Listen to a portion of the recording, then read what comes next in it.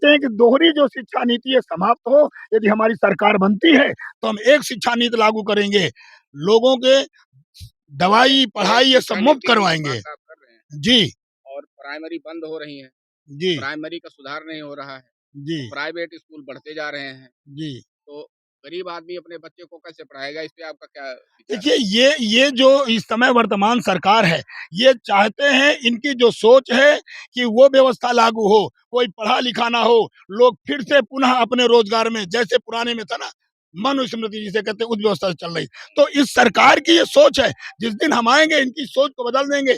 एक-एक गरीब के बच्चों को निःशुल्क पढ़ाएँगे, नीचे से लेकर के हाई एजुकेशन तक हम फ्री करेंगे शिक्षा। स्वास्थ्य भी बहुत स्वा गड़बड़ है, जी, आपके जिला में भी बहुत गड़बड़ है, जी, जी। तो इस पे आप क्या सुधार करना चाहेंगे देखिए, अगर आप सरकार में आते हैं या यहाँ से जीतते हैं तो नहीं, क्या आप यदि मैं करेंगे? यहाँ से जीतता हूँ तो यहाँ के आम आवाम के लिए इस मुद्दे को भी लड़ूंगा, इसलिए कि जब सरकार बनेगी तब तो हम स्वास्थ्य के लिए दवाई फ्री करेंगे। इसकी लड़ाई लड़ेंगे। हमारे बहुत मुद्दे हैं, मौलिक अधिकारों के, जो भी मौलिक अधिकार है भारतीय संविधान में, उनकी रक्षा करने की लड़ाई लड़ी है हमारी जो पार्टी, लड़ रही है, आगे भी लड़ेंगे। लेकिन स्थानीय लोगों के लिए मैं ये कहना चाहता हूँ कि जो भी है, आज तक ऐसा कोई विधायक नहीं है, साधारण सरल, ये मैं सब दिखूंगा, लोगों की लड़ाई लड़ूंगा और लड़ करके दिखाऊंगा। महाकुंभ में इतना बड़ा हादसा हुआ है जी, और वो भी उत्तर प्रदेश में ही है, इस जी। पे आप क्या कहना चाहेंगे? देखिए, इस विषय में मैं क्या कहूँ, ये तो लोगों की आस्था है, मेरा तो अपना नहीं। जैसे भाई चंद्रशेखर जी ने कहा, मैं तो इस विचार का व्यक्ति हूँ कि वास्तव में वहाँ तो जो जिनके पाप हों, जाके पाप धुलें। दिख रहा है ना, तो ये आपकी आस्था थी और ये सरकार की, मैं तो ये कहूँगा वास्तव में इसका पूरी तरह से कहीं न कहीं सरकार की लापरवाही सरकार की है। लापरवाही है और इसका ज़िम्मेदारी सरकार को लेनी चाहिए। ये नैतिक मूल्यों पर तो माननीय योगी जी को इस्तीफ़ा दे देना चाहिए। क्योंकि मान इन्होंने खूब प्रचार-प्रसार करके जो यदि जनता की जान गई है, तो ये इनकी वजह से गई है, इनकी लापरवाही से गई है। मौजूदा सरकार भारतीय जनता पार्टी की है, जी। लेकिन अभी उनका कोई नेता, कोई विधायक किसी मुद्दे को नहीं उठा रहा, मतलब किसी मुद्दे पे कोई बात नहीं कर रहा, सिर्फ जीत ही जीत। क्योंकि ये उनके कैसे? उनके पास कोई मुद्दा है ही नहीं भाई। उनके पास तो एक ही मुद्दा है, फूट डालने के लिए, नफ़रत पैदा करने के लिए, हिंदू-मुसलमान के बीच में नफ़रत पैदा करने का मुद्दा है। उनके बीच उनका तो कोई मुद्दा ऐसा नहीं है कि जिससे आम जनता खुशहाल हो, आम जनता की लड़ाई लड़ी जाए। और हम लोग आम जनता की लड़ाई लड़ने वाले हैं, आम जनता को खुशहाल करने वाले हैं, ज़मीन के व्यक्ति हैं, ज़मीन में काम कर रहे हैं।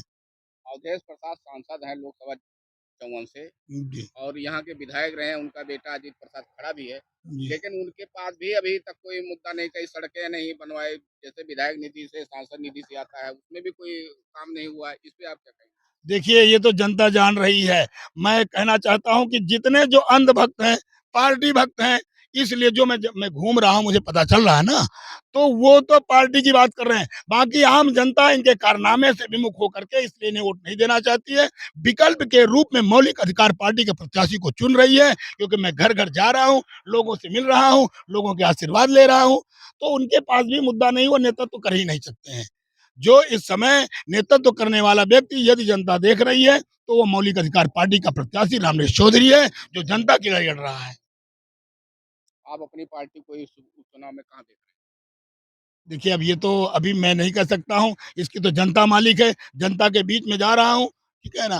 तो ये मार्क्स देना जनता का काम है। हमारी जजेस जो है, इस समय जनता है, मैं नहीं हूँ। जनता क्या निर्णय देगी, ये 5 तारीख के बाद पता चल जाएगा। मैं गाँव-गाँव जितने गाँव हैं, चाहे वो खंडासा ब्लॉक हो, चाहे मिल्कीपुर ब्लॉक हो, चाहे हरनटेनगंज ब्लॉक हो, तमाम गाँव में जा कर के, घर-घर लोगों से मिल कर के आशीर्वाद प्राप्त कर रहा हूँ और लोगों से अपनी बात बता रहा हूँ कि मैं आपकी लड़ाई लड़ूंगा। हर घर में मतदाताओं को वोटरशिप मिलेगी, यदि मैं पहुंचता हूं तो आपका कानून बनवाऊंगा, इसकी लड़ाई लड़ूंगा। हर घर में 4,000 रुपया हर मतदाता को मिलेगा, इसलिए जनता को ये बात समझ में आ रही है और नया विधायक के रूप में मुझे देख रही है। हैं? मिल्कीपुर जनता से आप क्या संदेश देना चाहेंगे? सबसे पहले मैं आपके चैनल के माध्यम से मिल्कीपुर समस्त वासियों को धन्यवाद देता हूं और आभार प्रकट करूंगा और उनसे जिस तरह मुझे प्यार दुलार मिल रहा है, सम्मान मिल रहा है, और मैं चाहूंगा कि मत के रूप में इसी तरह सम्मान दें और मैं आपकी सेवा कर सकूं, और आपके चैनल को भी धन्यवाद करता हूं। सम